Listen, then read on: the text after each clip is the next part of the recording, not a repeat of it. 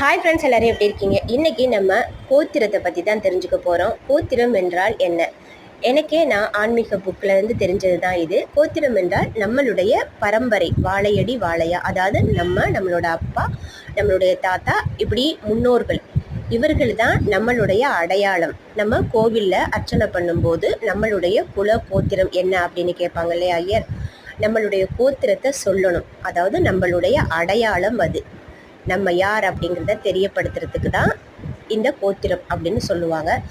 நம்ம பெண் பார்க்க போனாக்க அவங்க குல கோத்திரம் என்ன அப்படின்னு கேட்பாங்க இல்லையா? அதுதான், அதாவது நம்மளுடைய அடையாளம் தான் இந்த கோத்திரம். இதை நம்ம கோவிலில் அர்ச்சனை பண்ணும்போது இதை சொல்லணும், என்ன கோத்திரம் அப்படிங்கிறத நம்ம சொல்லணும். அப்படி நம்ம அர்ச்சனை பண்ணுறதுனால தான் அதோட முழு பலனும் நம்மளுக்கு கிடைக்கும். இது வரைக்கும் தெரியாமல் இருந்தால் இனிமேல் நீங்கள் எப்படி என்ன கோத்திரம் அப்படிங்கிறத சொல்லி அர்ச்சனை